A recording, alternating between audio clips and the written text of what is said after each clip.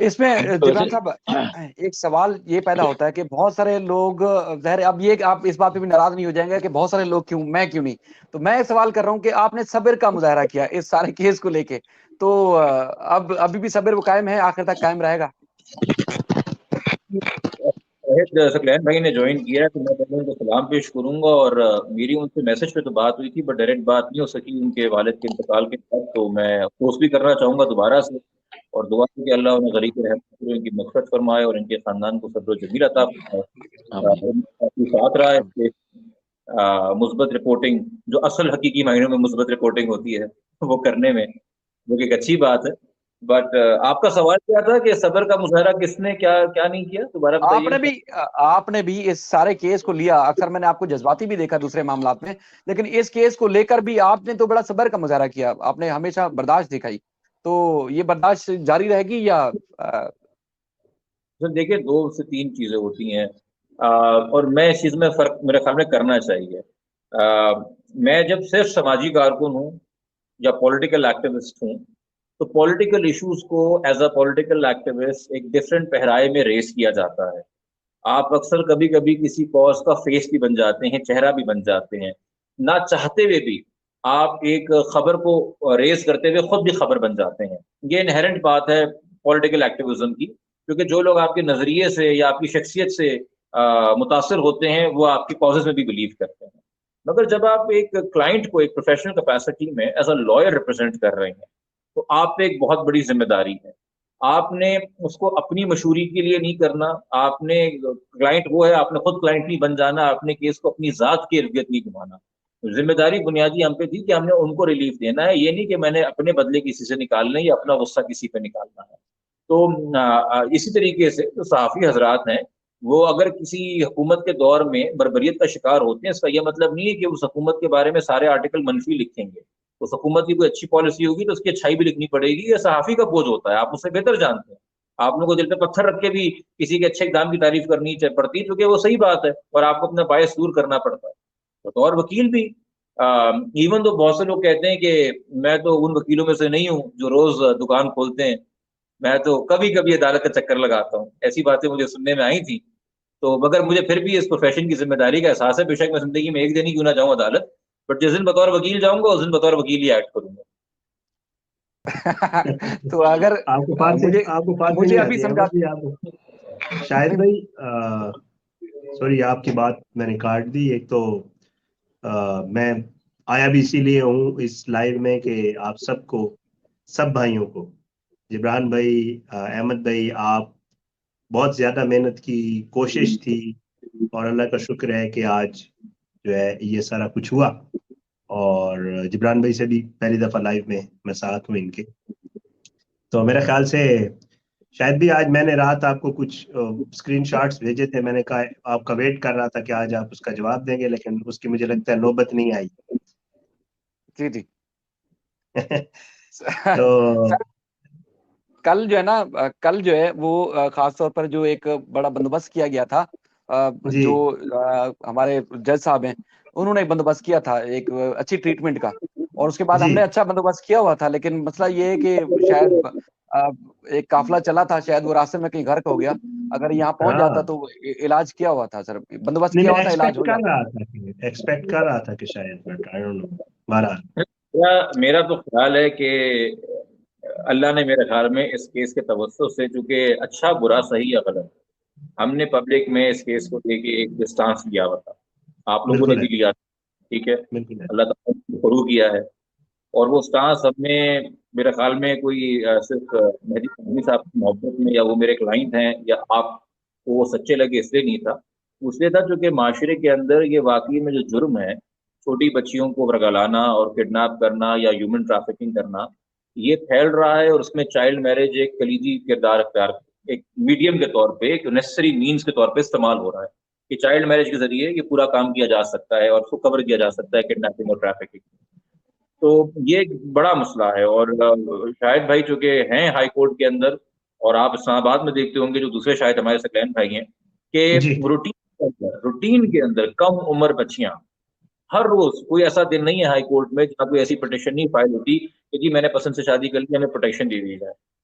तो ये बढ़ता हुआ मसला है, और मेरे ख्याल में इस केस से फ्यूचर की तरफ देखते हुए बड़ी बात हमें करनी चाहिए, और अगेन अरबाब इख्तियार के हवाले से करनी चाहिए और उनको इंगेज करना चाहिए। अब मेरे ख्याल में जो दूसरी तरफ की लोग बैठे हुए हैं और अपनी जो वीडियोस बनाते हैं, जो भी करते हैं, उनको इंगेज करने के बजाय जो असल स्टेक होल्डर्स हैं उनके पास इन केसेस की एग्जाम्पल रखें और उनसे बोलें कि हमारे लॉज के अंदर और हमारे प्रोसीजर्स के अंदर और हमारी जुडिशियल इंटरप्रिटेशन के अंदर वो क्या खराबियां हैं कि एक बच्ची को अपने घर आने तक 7 से 10 महीने लग जाते हैं, बजाय इसके कि 7 से 10 दिन लगे।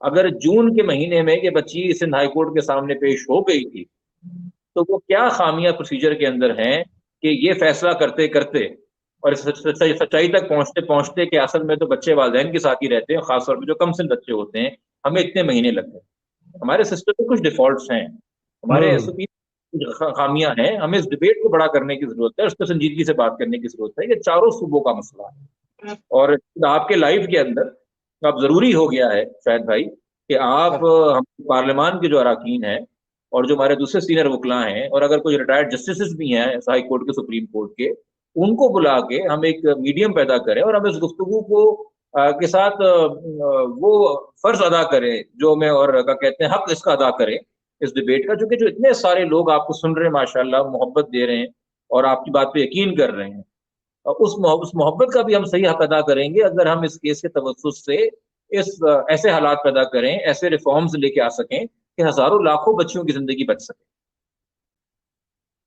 अच्छा जिब्रान भाई, क्योंकि आपकी मौजूदगी का फायदा उठाते हुए एक चीज मुझे थोड़ा क्लियर कर दें कि बाज केसेस में ज़ाहिर हर आखिरी बात करूंगा शायद भाई कि जो 7 महीने हमें लगे ये इसी चेकलिस्ट को पुर करने में लगे। 3 हफ्ते हमें लगे मेडिकल का ऑर्डर लेके मेडिकल करवाने के अंदर, फिर हमें लगे 2 हफ्ते बच्ची को रिकवर कराने के अंदर, फिर हमें 1 हफ्ता मजीद लगा बच्ची को कराची शेल्टर होम शिफ्ट कराने के अंदर, फिर हमें 3 से 4 हफ्ते लगे इन्वेस्टिगेशन मुकम्मल करा के प्रॉपर चलान प्रॉपर सेक्शन के साथ आने में, फिर हमें लगे 2 महीने बच्ची से विजिटेशन हासिल करने के अंदर, जो कि पहले दिन ही आपको राइट ग्रांट होना चाहिए।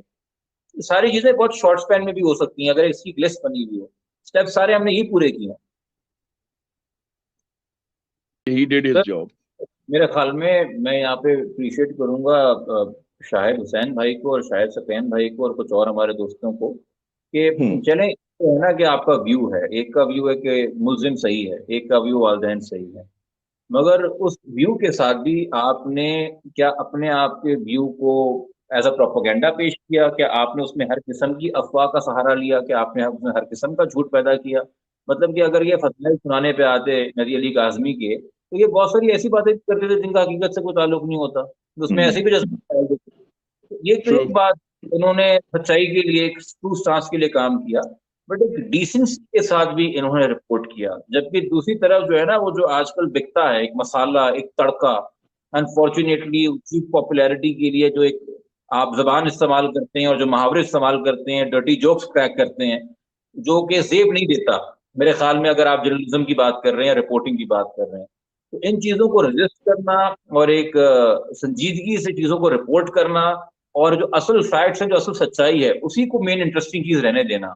तो मेरे ख्याल में हुसैन भाई ने, शाहिद सकलैन भाई ने एक बहुत अच्छा प्रेसिडेंट कायम किया है कि इतने हॉटली कंटेस्टेड केसेस में, जहां इर्द गिर्द आपके बहुत ज्यादा म्यार गिरा हुआ हो अखलाकियात का और समाजी कदरों का बहुत फुकदान हो और जनाजा निकला हुआ जर्नलिज्म का, तो वहां पे भी जिम्मेदारी से चीजें कैसे रिपोर्ट करनी चाहिए। और ये उन बहुत कम चंद सहाफियों में से हैं कि जिनको अगर आप रिक्वेस्ट करें और एक लीगल पहलू बताएं, बेशक वो लड़की की प्रिवेसी के हवाले से हो, बेशक वो माइनर के इंटरेस्ट के लॉज के हवाले से हो, तो ये फौरन बजाय इसके कि उसको कोई अना का मसला बनाते, उसको अडेप्ट करके अकॉर्डिंगली इन्होंने उसको रिपोर्ट किया, जिसपे मुझे बड़ी खुशी हुई थी इनसे इंटरेक्ट करने के ऊपर। तो ये भी बड़ा इंपॉर्टेंट है इस चीज को लेके चलना। तो मैं अगेन आप लोगों को इस पे खराज तहसीन पेश करूंगा दोस्तों को। नहीं, इसमें तो कोई शक नहीं है। शाहिद ने जिस तरह से अपने आप को प्रेजेंट किया है, या शाहिद सकलैन है, खास करके मेरीन सिप्तेन हैं, और भी हमारे व्लॉगर्स हैं जिन्होंने जिस तरह से कहा है, देखिए जबान सबके पास है। आप अगर अपनी जबान से दूसरे लोगों के ऐब निकालोगे ना, तो ऐब आप में भी है और जबान दूसरों के पास भी है, ठीक है ना। जबान सिर्फ आपके पास नहीं है जबान, लेकिन देखना ये होता है, ज़र्फ ये होता है कौन कितना जबान से नीचे गिरता है, कौन कितना बिलो द बेल्ट जाता है। वो दुनिया भी देख रही थी, सब लोग उसको वॉच कर रहे थे। लेकिन शायद एक चीज को तो आपको भी अप्रिशिएट करना चाहिए, मेरी प्रेजेंस को, कि मैं जब जब कोर्ट में आया हूँ कोई ना कोई रिलीफ जरूर मिला है। लास्ट टाइम भी जब मैं कोर्ट में मौजूद था तो रिलीफ मिला था, और आज आया हूँ काफी दिनों के बाद, तब भी रिलीफ मिला है। मुझे एक दिन शिकायत थी, फारूकी साहब बैठे हुए थे, केस हुआ, बीच में ब्रेक हो गई, ब्रेक के बाद रफी साहब बैठे हुए थे, केस कॉल अप हुआ, बीच में ब्रेक हो गई, जब हुआ तो रफी साहब जा चुके थे और हमें उस दिन रिलीफ नहीं मिला। नहीं मैं अच्छा हमें रिलीफ नहीं मिला, कहानी उल्टी हो गई। सर जिस दिन उनका अकेले उनकी साइड का सिर्फ केस हो ना, उस दिन आपने कोर्ट नहीं जाना। मुझे लगता नहीं, है असल में पता है क्या हुआ था जिब्रान, लास्ट टाइम जब मैं आया था ना तो रिलीफ मिला था, तो लोगों ने प्रोपेगेट करना शुरू कर दिया था अगली साइड ने कि वो एक बहुत बड़ी शख्सियत आई हुई थी जिनकी वजह से ये रिलीफ मिला है। और वो अब ये वो चले, मेरी तारीफ कर दी, बहुत बड़ी शख्सियत, हम दिल के बड़े हैं, शख्सियत तो हम सब एक ही हैं, दिल के बड़े हैं, लेकिन कितना रोल रहा है, क्या रहा है भाई, आप आर्ग्यूमेंट्स पे जीते हो, आप अपने फैक्ट्स पे और केस पे जीते हो, और अपने केस पे दलाइल पे अपने वो किया है। चलें, तो मैंने कहा कि आज भी मैं आया था, शायद इनके जहनों में हो कि जीएन कुरैशी साहब आए थे और इसलिए रिलीफ मिला है। आप पे भी कोई इल्जाम लग जाए कि एक सीनियर वकील है जो हाई कोर्ट में सिंदूर लेके घूमता है और जिस अदालत के कमरे रिलीफ मिलता है। सिंदूर लेके घूमता है, इनके पास सिंदूर होता है और शाहिद भाई के पास गिदड़ सिंगी होती है। अच्छा, अब जिब्रान भाई, जो मुलाकात की एप्लीकेशन एक्यूज की, उसकी फेट क्या होगी अब जो सिंगल बेंच के पास है? मेरी तो अंडरस्टैंडिंग ये है कि वो अब इंफ्रक्चर्स है, क्योंकि बच्ची वालिदैन की कैपेसिटी में है, वो माइनर है और ये फैसला वालिदैन ही कर सकते हैं। और जब बच्ची ने वहां पे ऐसी कोई बात नहीं की और कैटेगोरिकली कहा कि उसने वालिदैन के साथ जाना है, तो इस वक्त मेरे ख्याल में तो वैसे ही विद इन क्रिमिनल जुरिसडिक्शन या क्रिमिनल जुरिस्प्रूडेंस तो रिलीफ बनता ही नहीं था। वो क्रिमिनल मिसलिनियस एप्लीकेशन जो है वो मिसकंसीव है लॉ में। अगर कोई रिलीफ बनता भी है इस कैपेसिटी में कि मैं इस लड़की का मुबैना शौहर हूँ, तो वो फैमिली कोर्ट्स में फैमिली जुरिसडिक्शन में बनता है। ये एप्लीकेशन रोज़े अव्वल से ही मिसकंस्ट्रूड थी कि आप एज एन अक्यूज जो है, क्योंकि जब आप क्रिमिनल जुरिस्प्रूडेंस में बात करते हैं तो आपका रोल डिफाइंड है। एक रोल है प्रोसिक्यूशन विटनेस, दूसरा रोल है अक्यूज, तीसरा रोल है कंप्लेनेंट। आपका रोल हस्बैंड एंड वाइफ का नहीं है।